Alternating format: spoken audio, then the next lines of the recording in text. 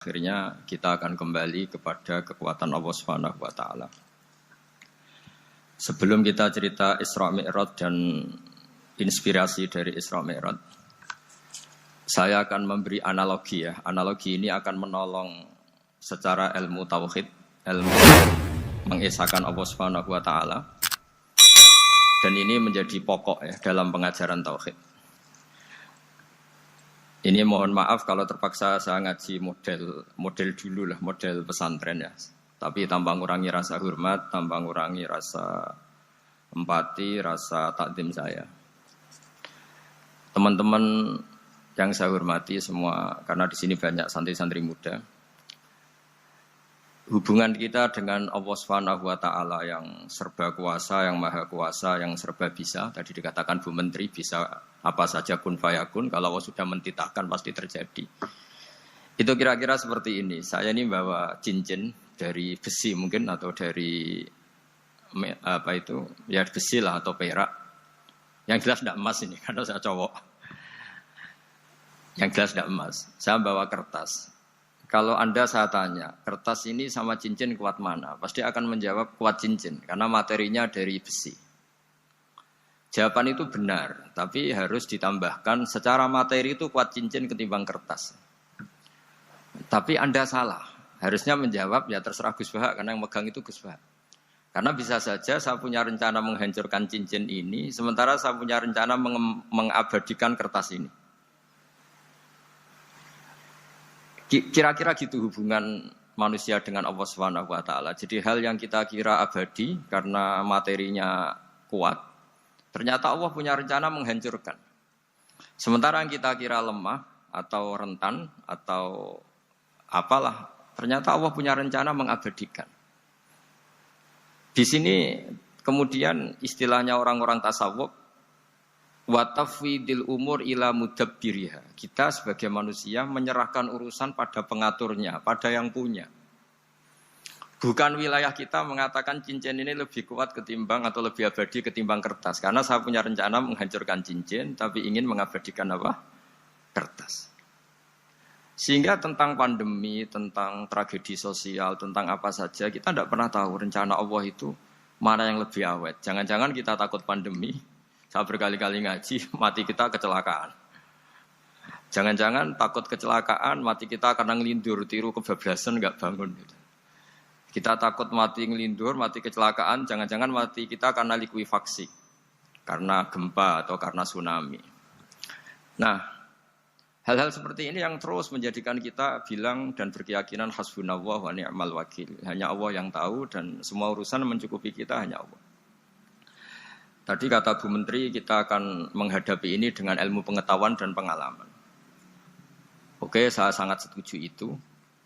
Tapi lagi-lagi bangsa ini dan seluruh tren dunia itu kalau misalnya baru tsunami ya semua orang ramai ketakutannya pada tsunami. Ilmuwan berteori bahwa tsunami siklusnya sekian tahun per sekian tahun. Nanti pas gempa juga gitu, pas likuifaksi juga gitu. Nanti kalau mudik mungkin ketakutan orang sama kemacetan sama macam-macam lah. Takut kecelakaan laka di jalan dan sebagainya. Sehingga sebelum ngaji ini lebih jauh, pastikan bahwa tidak dalam wilayah kita mengatakan bahwa cincin ini lebih abadi, lebih awet ketimbang kertas. Tapi kita harus menjawab secara materi cincin itu lebih awet ketimbang kertas. Tapi secara hakikat ya terserah yang mengendalikan, terserah yang punya, rencananya apa. Nah, di sini pentingnya ngaji. Karena dari ngaji itu kita akan kembali ke ma'rifatullah, ngerti Allah yang sebenarnya. Sebab itu di surat Isra disebut pada akhirnya ngaji itu apa? Subhanalladzi asra bi 'abdihi lailam minal masjidil haram ilal masjidil aqsa alladzi barakna haulahu. Tujuan akhirnya linuriyahu min ayatina. Bahwa Mi'raj itu hanya bagian kecil yang dingertikan kita betapa dahsyatnya kekuasaan Allah Subhanahu wa taala.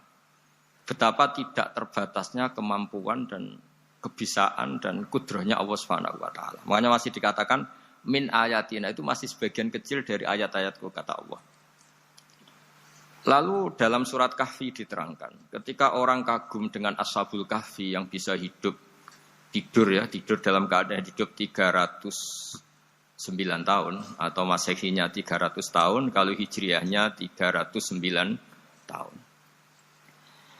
Itu mungkin kalau kita ilmuwan, ahli baksil ya, atau ahli apalah, itu mungkin lebih kagum tentang nyamuk. Saya berkali-kali bilang, andaikan kita sepakar-pakarnya, terus disuruh bikin nyamuk itu, nggak usah bikin nyata hidup, bikin patungnya saja. Nyamuk itu sekecil itu, kemudian punya jantung, jantungnya punya urat, uratnya punya kuman, kumannya juga punya urat. Bayangkan saja sudah tidak bisa. Sehingga ketika orang tak kagum sama Ashabul Kahfi, kata Allah, am hasibta anna ashabal kahfi warraqimi kanu min ayatina ajaba. Apa kamu kagum tentang Ashabul Kahfi dan batu-batu yang dipahat di situ? Bukankah dalam kekuasaan kami ada yang selalu menakjubkan? Artinya, andaikan kita ilmuwan tentang embriologi, tentang hewan, tentang kuman, mungkin cerita tentang nyamuk itu lebih dahsyat ketimbang tidurnya Ashabul Kahfi yang 309 tahun. Karena kemampuan Allah menciptakan nyamuk yang kecil, sangat kecil, super kecil. Kemudian kecil itu ya punya jantung tentu lebih kecil lagi. Belum uratnya jantung itu. Belum nyamuk juga di dalamnya menyimpan calon-calon keturunannya. Kayak apa kecilnya lagi. Nah, di sini Allah mengingatkan kita, innallaha la yastahi ayyadriba matsalam ma ba'udatan fama fawqaha. Allah tidak pernah malu jika dalam menunjukkan kekuasaannya Allah memberi contoh seekor nyamuk. Karena nyamuk ini andaikan kita, tadi saya ulang lagi, andaikan kita ilmuwan yang nekuni itu, strukturnya bisa melihat, bisa nyari pasangan hidupnya, dan bisa hamil, bisa melahirkan, atau bisa menelur, dan sebagainya, dan sebagainya. Maka kita akan kagum sekagum-kagumnya betapa kita di depan kekuasaan Allah Subhanahu wa taala tidak siapa-siapa, dan akhirnya kita ikrar-ikrarnya asyhadu alla ilaha illallah, bahwa tidak ada kekuasaan selain kekuasaan Allah Subhanahu wa taala. Lalu kenapa nyamuk itu tidak menjadi perhatian publik? Ternyata kita dibodohkan oleh kepentingan kita sendiri. Karena dari awal kita nganggap nyamuk itu problem, penyakit, ya sudah bawaan kita mungkin cari obat supaya bisa membunuh nyamuk itu, atau melihat nyamuk itu sebagai problem, bukan sebagai ayatun min ayatillahi ta'ala, sebagai tanda-tanda kebesaran Allah Subhanahu wa ta'ala. Sehingga akhirnya manusia itu butuh yang namanya mukjizat dahsyat yang mudah dilihat, mudah dirasakan. Akhirnya kita tahu dalam sejarah para nabi, Nabi Musa minta mukjizat laut merah dibelah sehingga bangsa Israel bisa bisa melewati kejaran Fir'aun dan sampai selamat dari kejaran Fir'aun. Nabi Soleh umatnya minta keajaiban, yaitu onta keluar dari batu besar, dan Nabi Soleh menuruti, akhirnya ada onta yang keluar dari batu besar. Begitu juga nabi-nabi sebelum itu atau setelah itu, selalu ada mukjizat yang memang manusia tidak mampu. Nah, kata tidak mampu ini yang semua umat para nabi tidak akan seunggul umat Nabi Muhammad SAW. Karena kita sebagai umat Rasulullah SAW, untuk merasa tidak mampu, itu tidak harus hal-hal seperti membelah laut. Tidak harus hal-hal seperti onta keluar dari batu. Tidak harus hal-hal yang dahsyat kayak tongkat Nabi Musa menjadi ular besar yang menelan semua sihir-sihirnya Fir'aun. Kita sebagai umatnya Nabi selalu tiap hari bilang innallaha ala kulli syai'in qadir, hanya Allah yang mampu. Allah mampu atas segala hal. Melihat nyamuk kita iman, melihat hal-hal kecil. Karena kita ketika melihat nyamuk, itu mesti kita itu kok hebat nyamuk, tanpa rapat, tanpa ada gaji dari Kemenku bisa populasinya dijaga. Padahal musuhnya banyak. musuhnya nyamuk itu umat manusia yang katanya makhluk paling cerdas di dunia. Tapi tidak juga bisa menghabisi nyamuk. Mungkin mereka juga rapat terus untuk menjaga ketahanan populasinya. Jadi, andai kan kita pakai ayat tadi, Inna Allaha la yastahi ayyadriba masalam ma ba'udah. Allah itu tidak pernah malu untuk menunjukkan kekuasaannya. Cukup misalnya kita belajar tentang nyamuk. Sudah sekecil itu punya mata, matanya punya saraf, punya urat. Terus kecil apa? Sudah gitu nyamuk sendiri punya kuman. Kalau nyamuk sendiri kecil, terus kumannya sekecil apa? Terus organ tubuhnya seberapa? Ini sudah kedahsyatan yang luar biasa yang menjadikan kita iman. Innallaha ala kulli syai'in qadir. Allah sendiri yang maha kuasa. Sehingga kembali ke tadi, peristiwa Mi'raj yang super dahsyat pun kata Allah masih dikatakan linuriyahu min ayatina. Hanya untuk menunjukkan sebagian dari ayat-ayatku. Bukan mewakili semua ayat-ayat kekuasaan Allah Ta'ala. Tapi sebagian. Min itu tab'id sebagian. Lalu sebelum kita jauh belajar. Kita sendiri juga, saya sendiri masih belajar. Kehebatan Rasulullah SAW. Nabi akhir zaman. Kenapa hebat? Itu diantaranya adalah karena mukjizat tongkat itu pada akhirnya diletakkan di museum. Orang melihat, terus gaya-gayanan kuat ke Turki, atau bisa melihat langsung di museum. Dan setelah melihat, kadang-kadang kita ragu, masa tongkat ini betul itu. Kalau setelah misalnya yakin, bisa dipakai lagi enggak ya? Jadi hal-hal yang mengundang pertanyaan sekaligus keraguan. Beda dengan ajaran Rasulullah Muhammad SAW. Ketika Nabi cerita, betapa kekuasaan Allah itu super dahsyat. Buktinya ya nyamuk tadi. Kayak apa susahnya bikin nyamuk. Sudah kecil, punya organ tubuh tentu lebih kecil, punya urat lebih kecil lagi, punya kuman yang lebih kecil lagi, dan kuman itu juga punya organ tubuh lebih kecil lagi. Itu mbok kamu udah usah ke Turki, kamu hidup di kampung, di pedalaman, sudah menyaksikan Anallaha ala kulli syai'in qadir, bahwa Allah itu maha kuasa. Nah, ngaji bareng ya, ngaji seperti ini. Saya termasuk kiai yang selalu berkampanye supaya orang ikrar seikrar-ikrarnya bahwa kita ini di tangan Allah Subhanahu wa taala. Saya kemarin-kemarin ngaji sama orang-orang Grab, juga barusan 3 hari yang lalu, 4 hari yang lalu ngaji sama teman-teman disabel atau difabel. Karena mereka kalau dibahasakan disabel gak mau, tapi komunitas internasional mintanya dis pakai bahasa S, tapi kita di Indonesia pakai difabel. Akhirnya kita tahu, ternyata orang yang kita kira menderita karena fisiknya, ternyata kadang lebih bahagia. Karena Allah bisa mengalihkan pikiran untuk positif. Saya berkali-kali guyon di depan para tamu. Saya pernah punya tamu itu perempuan gak cantik miskin lagi. Itu nyata ini. Gus doakan supaya suami saya kaya. Terus saya bilang, memangnya kalau sudah kaya ngapain itu? Ya paling tidak rumah saya diganti, mobil saya diganti. Tapi nanti akhirnya ngevaluasi Anda juga ingin diganti. Gitu. Karena setelah rumahnya mewah, pakai mobil mewah, pasti yang dievaluasi bukan rumah dan mobil, tapi Anda. Kok nggak pas ya wajah gini di rumah saya? Gitu. Kok nggak pas wajah gini kok di mobil mewah? Akhirnya ibu-ibu tadi sudah Gus nggak jadi.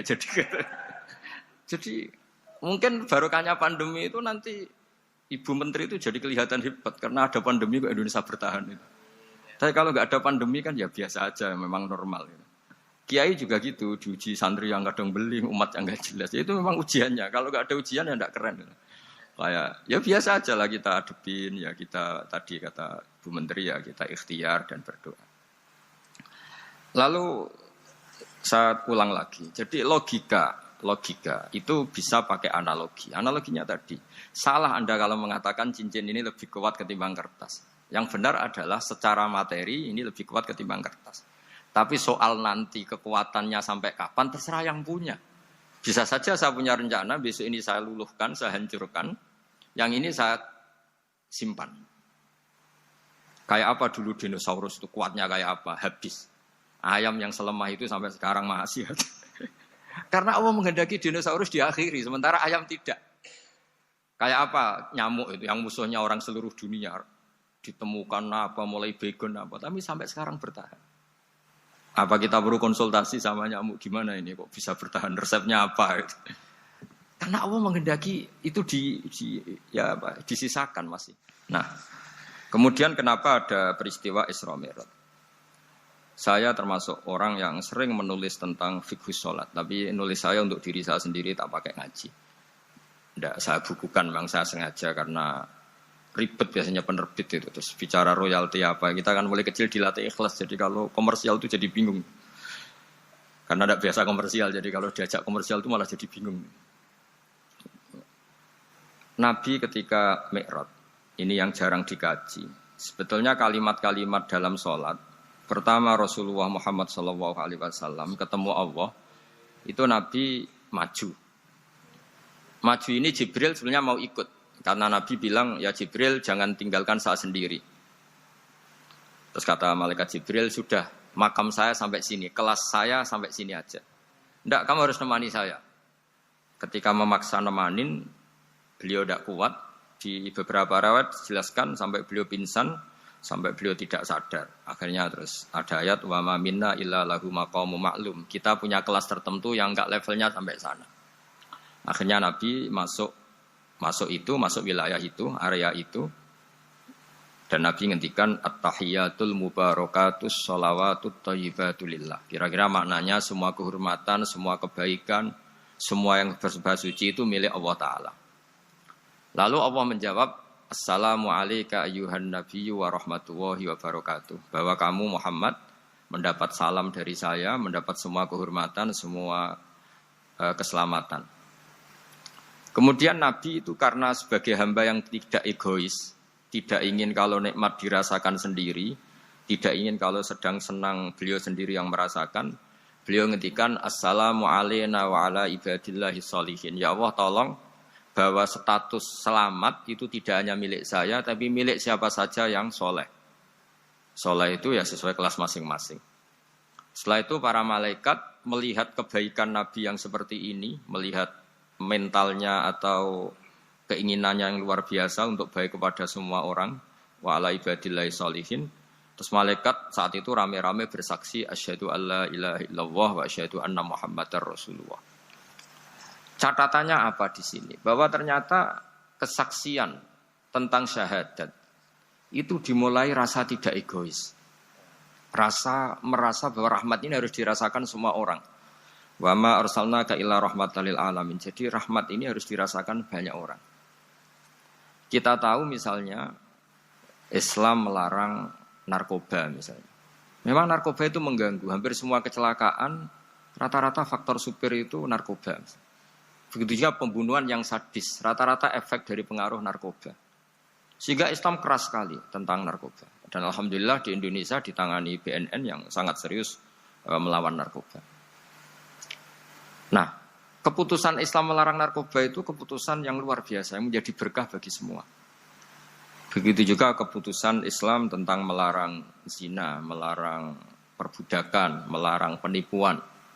Dan Islam mendukung misalnya gerakan nikah, gerakan adil, gerakan keseimbangan dan kemanusiaan.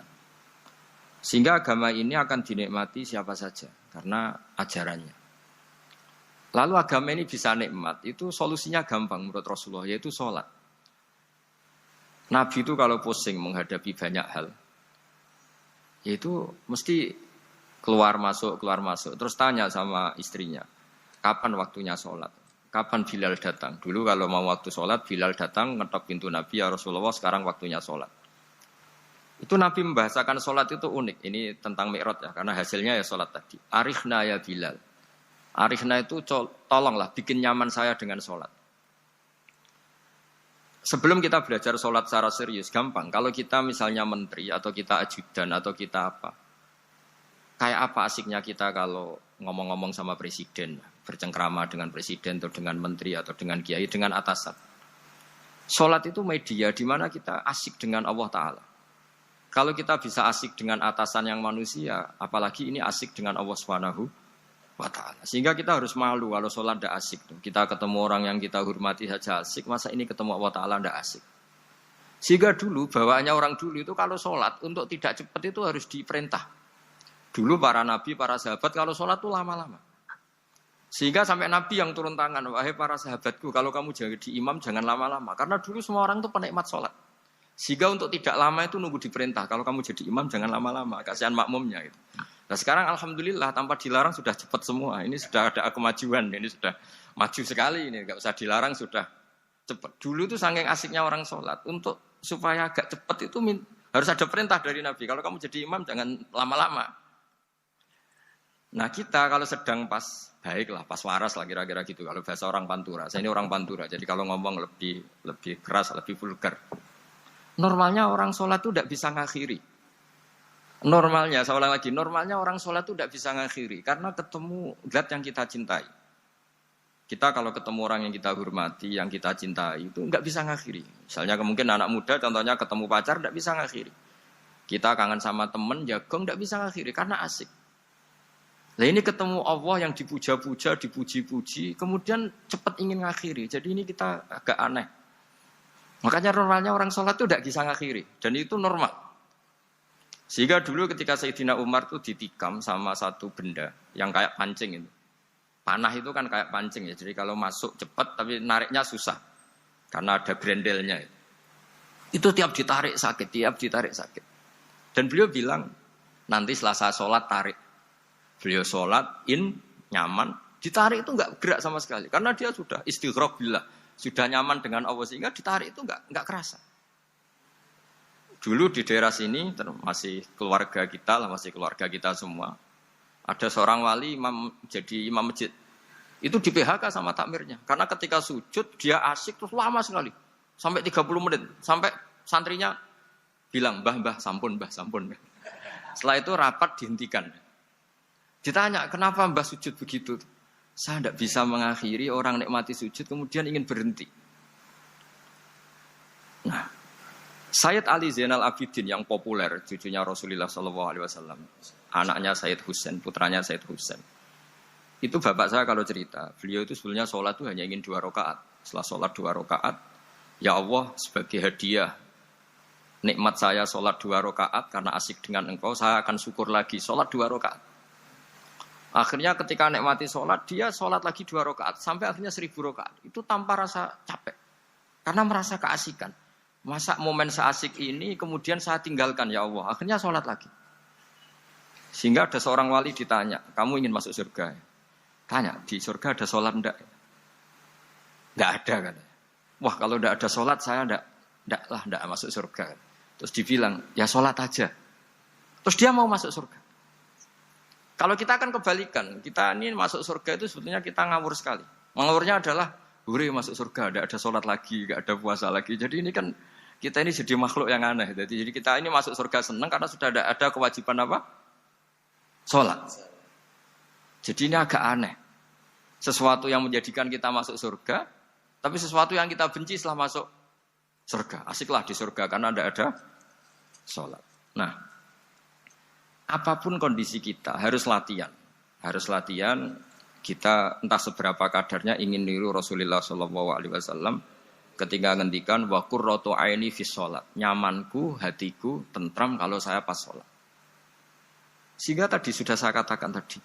Dulu itu untuk menghentikan sholat itu susah. Sampai Rasulullah sendiri yang merintahkan, hei para imam kalau sholat jangan lama-lama. Kalau sekarang, andai kan Nabi hidup di zaman sekarang, pasti tidak ada pengumuman itu. Karena semuanya sudah cepat, ya. Malah super kilat itu. Ada yang terawih 20 rakaat hanya berapa? 8 menit dulu. Itu kan 7 menit itu. Nah kalau sampean tanya saya, kenapa sholat begitu asik? Yaitu tadi kita diajari analogi. Analogi itu ya kias.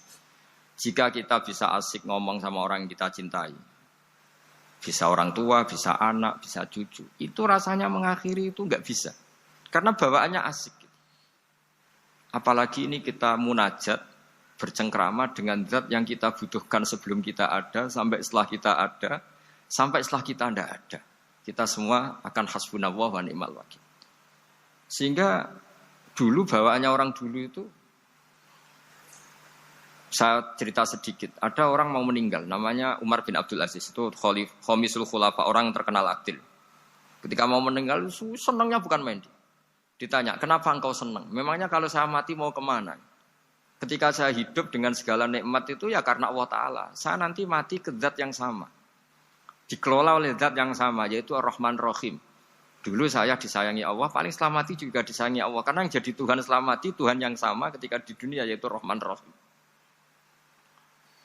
Cerita legenda yang lebih dasar dari itu, masyhur itu Jalaluddin Ar-Rumi. Ketika dia mau meninggal, semua muridnya nangis, beliau marah. Kenapa kamu menangis? Ya karena guru mau meninggal. Kamu itu ngawur sekali. Saya ini sudah lama menunggu hari seperti ini. Bisa ketemu zat yang saya cintai. Malah kamu menangis. Ayo kamu nari sebagai pesta kematian saya.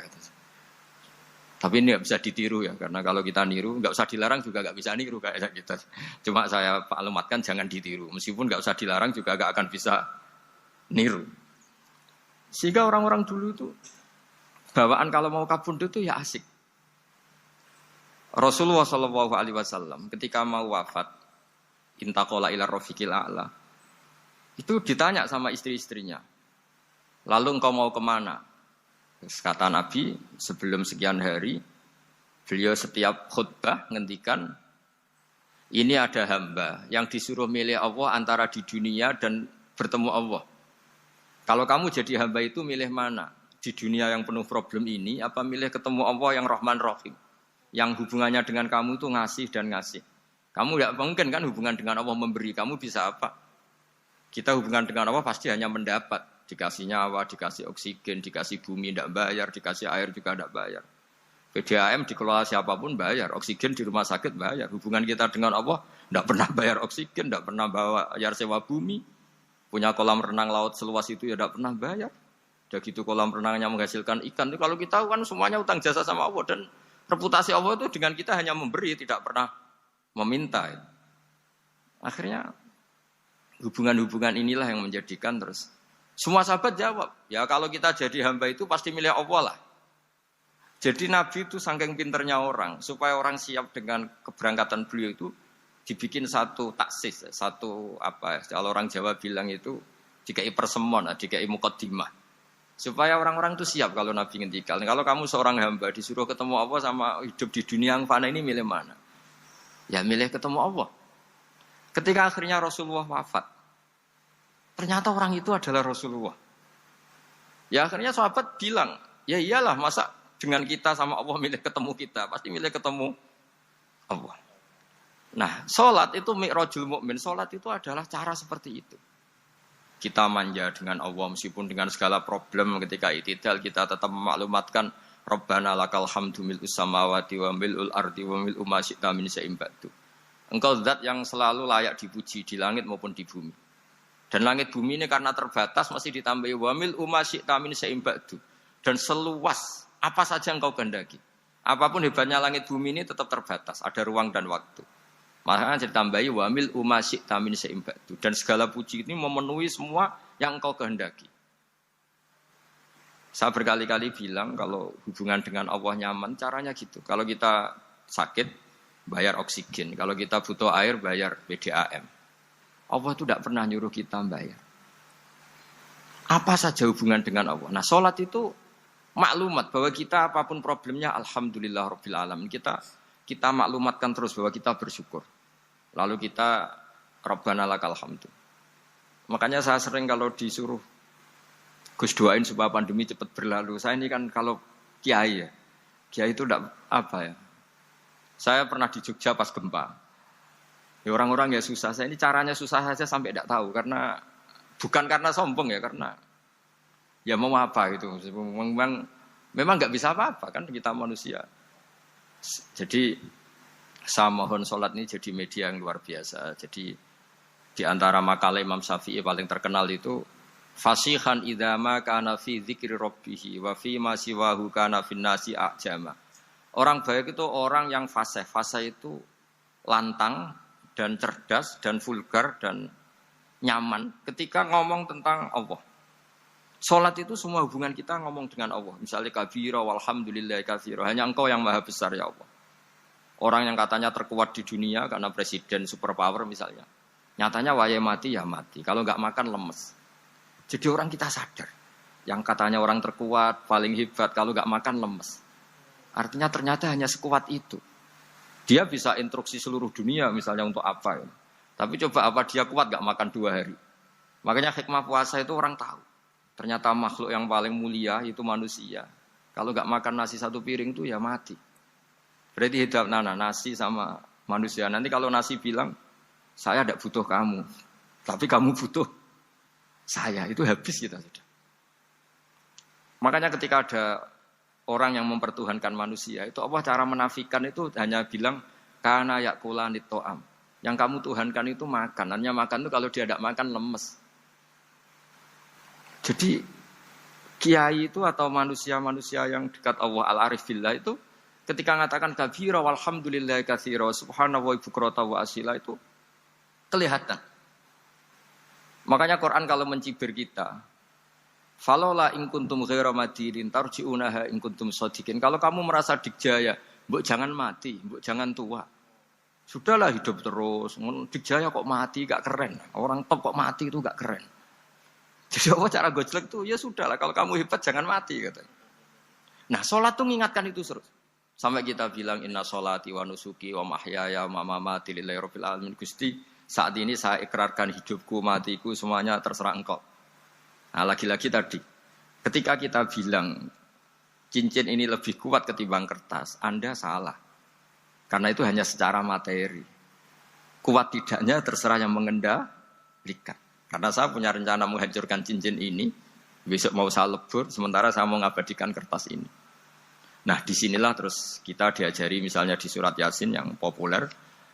Allah itu siapa? Allah itu subhanalladzi biyadihi malakutu kulli zat yang mengendalikan semua sesuatu. Makanya sholat itu menjadi penting. Saya sendiri termasuk orang yang jarang imami ya, saya selalu jadi makmum. Jadi andaikan Mas Zakaria di sini saya juga makmum. Cuma keren saya kayaknya meskipun saya makmum. Karena saya kalau makmum itu bisa ingat Allah terus. Kalau imam itu enggak jaga image. Karena malu kan. Misalnya di masjid kementerian terus sholatnya kok cepet nanti dikira enggak ustadz betulan itu. Kalau mau lama ternyata banyak urusan jadi banyak berpikir gitu. Tapi alhamdulillah ini barokahnya ngaji terus apa ya? Ya hasilnya mi'raj itu ya sholat itu. Sholat ini spesial karena tadi saya bayangkan itu di surga enggak ada sholat itu ya terus wopo itu enggak asik kan. Itu kalau Imam Ghazali itu membarter kita itu begini. Kalau kamu bangga di kasrotin nisa pasangan kamu banyak. Itu ayam lebih kuat ketimbang Anda. Karena 1 hari 1 jam bisa berapa kali. Kalau Anda bangga bisa makan, itu kerbau itu makannya lebih banyak. Nah, kalau Anda bangga atas pengaruh, itu tawon itu, ratu tawon itu pengaruhnya lebih besar ketimbang Anda. Dia diam di rumah, tapi anak buahnya loyalnya kayak gitu.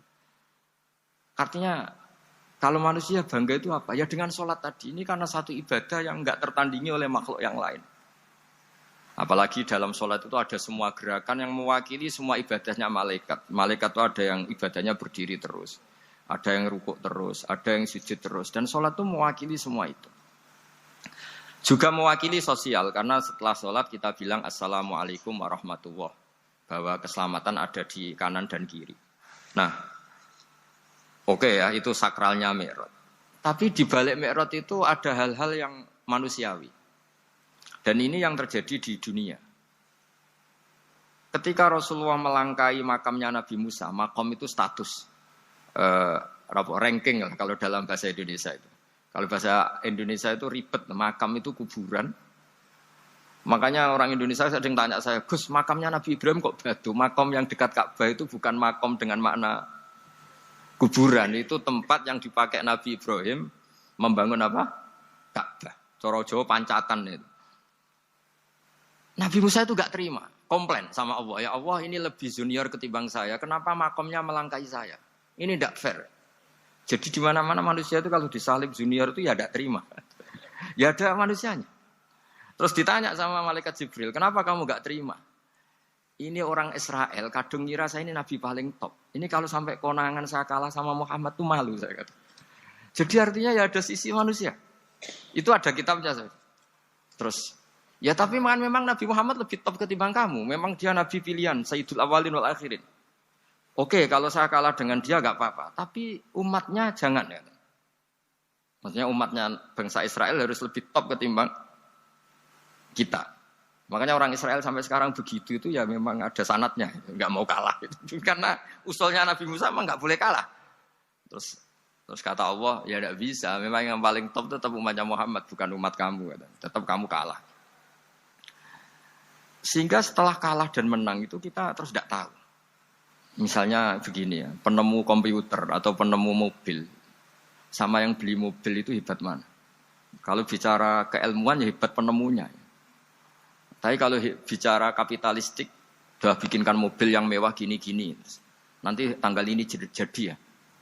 Hebat mana yang nyuruh sama yang disuruh? Kalau logikanya pakai gitu. Hebat mana yang nyuruh sama yang disuruh? Artinya kamu milih jadi mana? Penemu mobil, hebat kan? Tapi terus sama orang kaya diminta, bikinkan ini, speknya seperti ini, selesai gini. Hebat mana? Nyuruh sama disuruh? Menyuruh. Tapi yang nyuruh tidak bisa bikin mobil, yang disuruh bisa. Pinter mana? Pinter yang disuruh. Tapi pertanyaannya, wong bisa nyuruh ngapain bikin sendiri? Pinter mana? Ini mohon maaf karena di sini banyak orang nggak jelas-jelas juga. Artinya terus subjektivitas manusia ini tetap ada gitu. Kalau bisa beli ngapain bikin gitu. Tapi kalau bisa bikin ngapain beli. Nah mungkin perdebatan di kementerian atau di yayasan atau di kampung-kampung atau di apa mesti begitu. Dan itu di Mi'raj juga digambarkan. Digambarkan bahwa antar nabi ini ya ada kompetisi. Wa fi dzalika falyatanafasil mutanafisun. Tapi bedanya nabi dengan kita itu satu.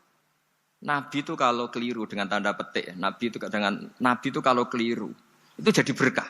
Itu bedanya kita. Kalau kita keliru kan keliru betul. Kalau nabi itu tidak kelirunya itu jadi berkah. Ini saya punya dua contoh kalau boleh dibahasakan ya, kekeliruan nabi atau dengan tanda kutip kekeliruan nabi. Tapi saya ulang lagi dengan tanda kutip. Nabi Musa itu ketika Nabi Muhammad ditanya, kenapa kamu dipanggil jauh-jauh? Disuruh sholat 50 rakaat. Nabi Ibrahim enggak komplain, karena beliau Nabi yang baik. Semua Nabi enggak komplain, kecuali Nabi Musa. Kata Nabi Musa, jangan Muhammad, kebanyakan itu. Bilang ke Allah supaya didiskon. Nabi kembali sama Allah, ya sudah tak kurangi 5. Turun lagi, masih berapa? 45. Masih kurang. Itu sampai 9 kali, akhirnya terkurangi berapa? 45 rakaat. Itu Nabi Musa masih bilang, udah minta lagi keringanan. Itu kalau diruti enggak jadi sholat kan? Kalau satu lagi kan masih terus hilang itu kewajiban sholat. Nah, Nabi Musa sebetulnya itu bukan karena kasihan kita. Bukan. Dia enggak empati dengan kita. Beliau enggak empati sama kita. Tapi gara-gara Muhammad, umatku yang lebih kuat, lebih ganteng aja enggak mampu melakukan sholat 50 rakaat. Apalagi umatmu. Dia memang orang Israel kan ganteng-ganteng, kuat-kuat. Jadi dia pede.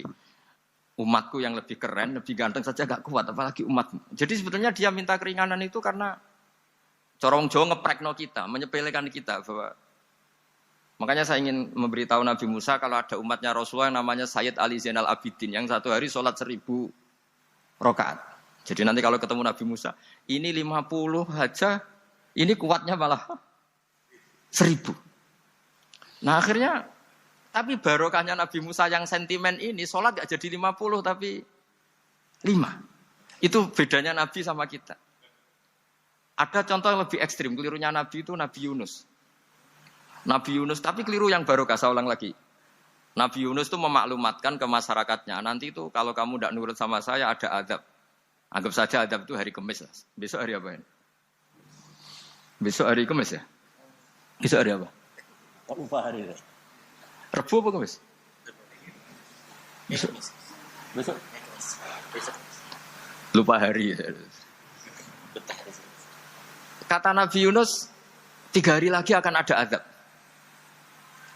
Tapi kurang 2 hari, kurang sehari umatnya masih dalam kemungkaran, dalam kemaksiatan, masih hura-hura. Akhirnya Nabi Yunus bilang, sudah ini tinggal sehari itu mau ada azab. Tapi mereka tetap hura-hura. Akhirnya Nabi Yunus itu coro Jawa itu minggat. Memang bahasa Arabnya abako itu pergi yang tidak pamit. Itu kalau kamu cari di kamus, abaqo itu maknanya itu minggat, pergi yang tidak pamit. Sama Allah dibahasakan abaqo. Wong ra bener kabeh, sudahlah tak tinggalkan. Setelah ditinggalkan, Nabi Musa disalahkan sama Allah. Kamu itu Nabi tidak diperintah hijrah kok. Hijrah. Syaratnya Nabi kan mengambil keputusan apa saja berdasar wahyu. Tapi tanpa ada perintah wahyu, dia tetap keluar dari kampungnya itu. Keluar sama Allah disalahkan. Wong Nabi kok minggat. Akhirnya ketika dia di kapal, di perahu itu, dulu itu ada mitos, kalau ada perahu mau tenggelam pasti ada yang minggat, diundi. Sampai 3 kali yang keluar dia, akhirnya tahu diri nyemplung deh. Nyemplung terus ditelan ikan nun. Pokoknya ikan besar lah. Diberi sanksi sama Allah, karena dia Nabi kok melanggar, diberi sanksi ditelan ikan nun. Telan ikan nun karena beliau seorang Nabi, perutnya ikan itu jadi masjid, dia baca tasbih terus. Tapi barokahnya dia minggat tadi, atbaqo. Akhirnya 1 hari itu mau ada azab besar itu orang-orang nginceng rumahnya dia. Diinceng. Kalau betul ada azab, pasti orang ini lari. Masa ada azab dia di sini? Diinceng ternyata gak ada. Wah berarti bener ini ada azab. Buktinya dia gak ada. Katanya. Jadi unik. Akhirnya dicinceng gak ada terus dia, wah berarti ada azab betul. Hari itu masyarakatnya tobat semua karena ini ada azab betul. Buktinya Nabi Yunus sudah lari, berarti dia tidak ingin kena. Padahal dia lari itu karena mangkel punya umat yang nggak nurut tadi. Wah sudah. Setelah sekian hari dia cari-cari kabar. Umatku itu kena azab enggak? Ternyata berita yang masuk dulu tidak ada medsos, tidak ada WA. Dulu itu enggak ada itu. Dengar kabar kalau umatnya tuh enggak kena azab karena 1 hari sebelum ada azab tobat semua. Terus dia enggak berani pulang. Karena ada hukum sosial di sana, kalau ada orang bohong hukumnya dibunuh. Berarti terus beliau berpikir, saya mesti dianggap bohong, katanya ada azab kok. Masyarakat saya baik-baik saja. Akhirnya setiap ketemu kaumnya dia lari karena takut dibunuh. Ternyata kaumnya sudah iman semua, mau ngejar dia dijadikan imam. Akhirnya, oh iya. Jadi itu bedanya Nabi sama ndak. Jadi Nabi itu kalau kelirunya itu barokah. Makanya kita tidak usah ikut keliru. Karena keliru kita ini pasti tidak barokah. Itu musibah itu. Jadi dulu ceritanya Anteng juga gitu. Yang namanya istri 2 itu kan cemburu. Pertama Nabi Ibrahim punya istri namanya Sarah. Terus lama-lama karena belum punya anak, terus sama Sarah sendiri yang nyuruh supaya nikahi Hajar. Setelah punya anak cemburu. Kata Sarah, pokoknya saya nggak terima kalau kamu nggak ngelukai Hajar. Mulai dulu lelaki itu sudah pinter ngotak-ngatik. Kalau dilukai pipinya nanti tidak cantik. Apa ya, yang penting ngelukai tapi tetap cantik.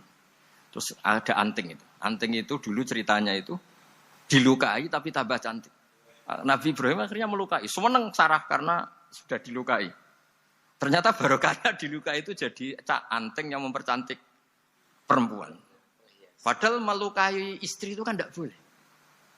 Tapi ini Nabi, ada saja cara yang dipilihkan Allah untuk, ya tadi, keliru saja barokah. Itu bedanya Nabi sama kita. Makanya disebut mimbabi hasanatil abrar sayyatul muqarrabin. Jadi Nabi itu sama seperti Nabi Adam. Nabi Adam itu dilarang Allah, nggak boleh makan khuldi. Akhirnya makan terus harus hidup di dunia, terus jadi dunia seperti ini. Tapi itu menjadikan harapan seluruh dunia bahwa Allah itu maha baik. Ketika ada yang diberi sanksi, tetap diminta tobat dan dianjurkan tobat. Dan Allah berjanji setiap yang tobat pasti diterima.